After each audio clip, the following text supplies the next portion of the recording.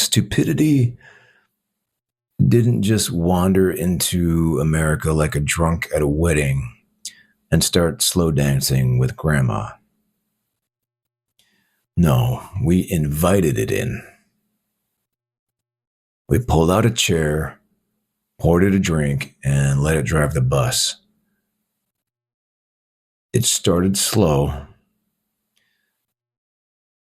At some point, maybe right after World War II, the US of A decided that comfort was more important than curiosity.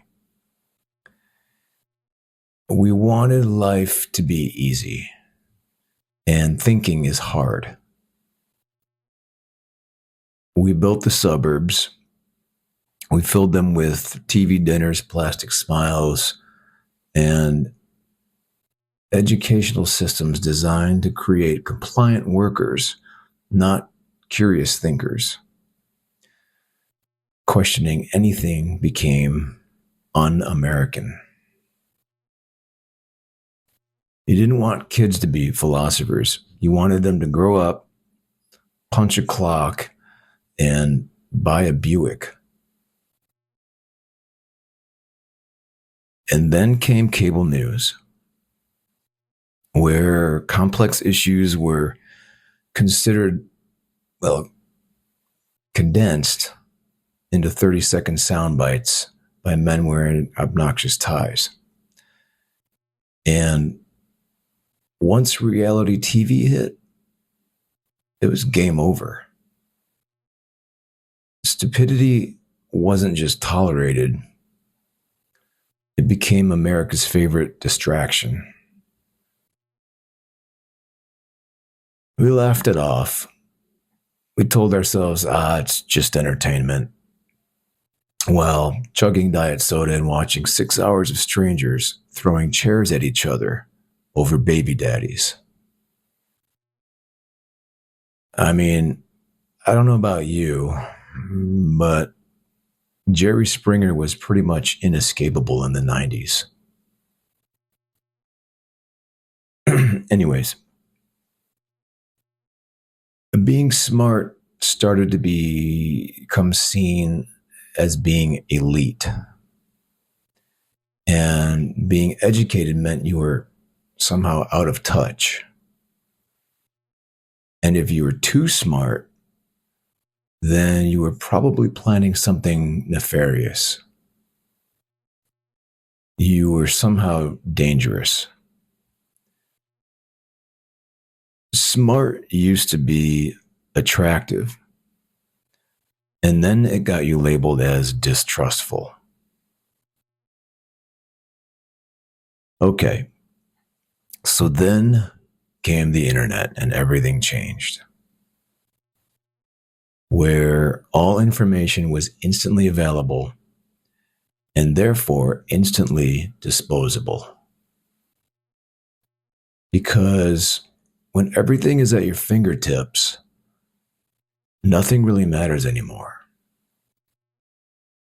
You can just Google the answers, or better yet, just decide your feelings are the answer, regardless of the facts. And meanwhile, the foundations rotted out.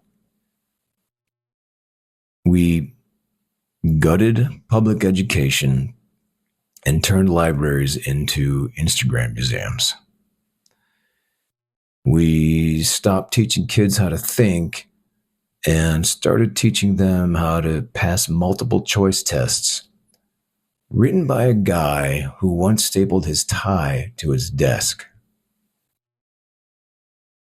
And then we industrialized it. We weaponized stupidity. The media basically realized there's no faster way to grab eyeballs than to shove a camera in front of the loudest, wrongest, sweatiest idiot they could find and call it breaking news.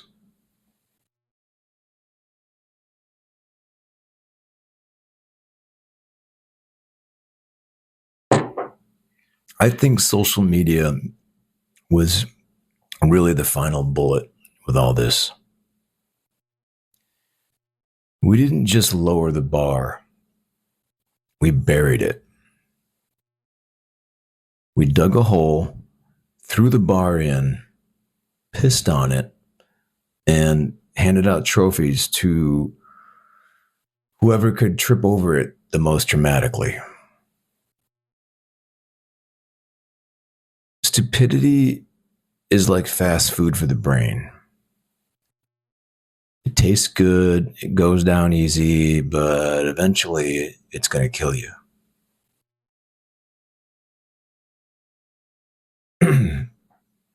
So today, stupidity isn't something you're embarrassed about. It's something you shout about on social media in all caps. It's marketed, it's branded. I mean, you can walk into a Target right now and buy a mug that says, "I'm not arguing. I'm just explaining why I'm right." And the person buying it can't even spell the word argument.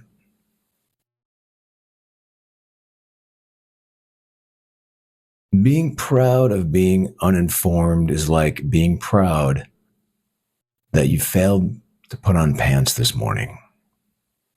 Except here, we throw your parade and let you give a TED talk about your journey.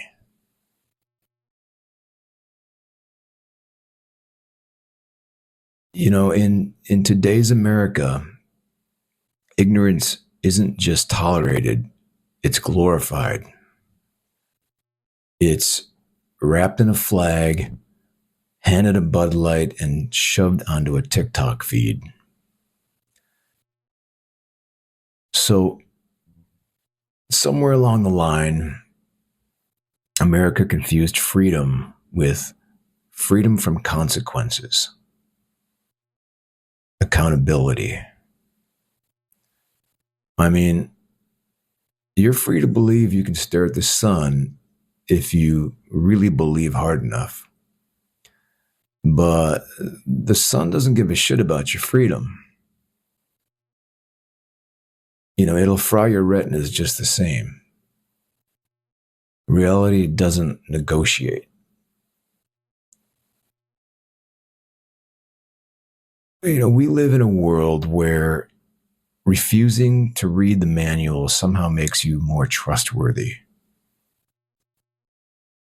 Where a guy in a basement, high on Monster energy drinks, thinks he knows more about epidemiology than people who've been studying viruses since you were still eating crayons. Imagine trying to explain modern America to the founding fathers. Yeah, we built a constitutional republic based on reason and Enlightenment ideals. And then 250 years later, half the country thinks the moon landing was faked by gay Satanists.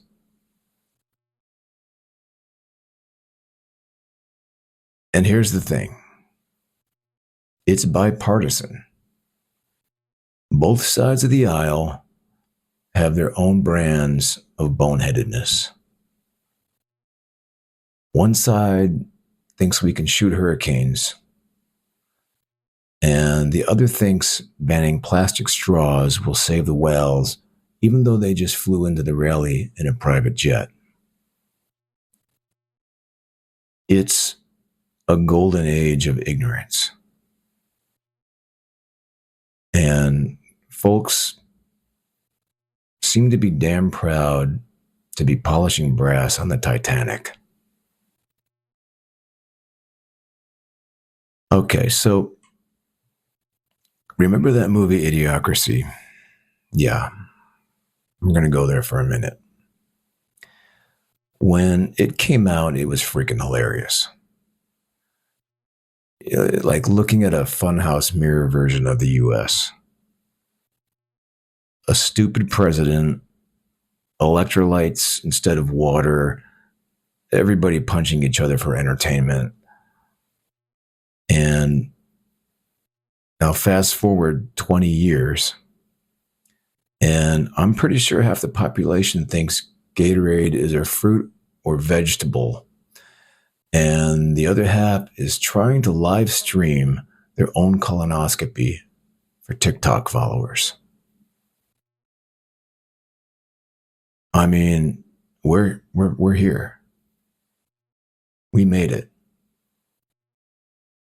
Somewhere, Mike Judge, the guy who made Idiokratie, is chain smoking on a balcony, muttering, "I was just kidding, you maniacs." And the terrifying thing, it seems we're still doubling down. Instead of course correcting, instead of collectively going, "Oh shit, maybe we should read a book or two," we're speedrunning it like a video game, going for the high score in the dumbass Olympics. And corporations, they love this. Stupid people are the best customers. I mean, you can't sell critical thinkers $90 essential oils or convince them to buy a $1,500 smartphone that bends itself in half if you look at it wrong. But you can sell the willfully stupid just about anything. A subscription box for dirt? Done. A $600 candle that smells like Gwyneth Paltrow's bathroom? Sign them up. All right, so maybe you're thinking, yikes, this sounds bleak. And is there any hope?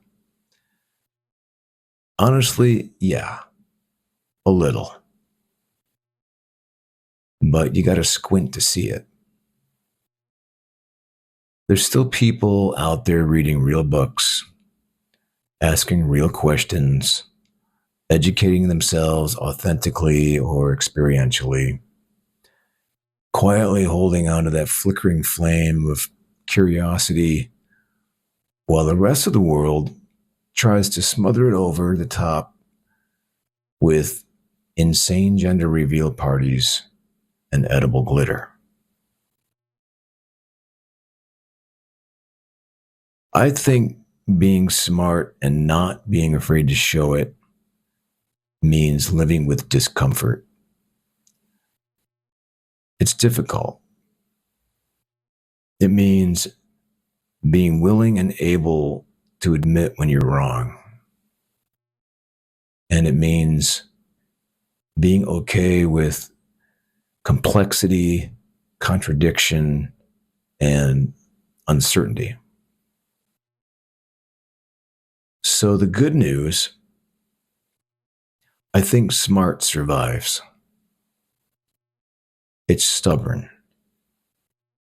It's not loud. It's not flashy, but it's resilient. Like a cockroach with a PhD. And the thing about stupidity is that eventually it bumps into the hard wall of reality. When the bridges collapse and the crops fail, when the Amazon package doesn't show up because the supply chain finally imploded,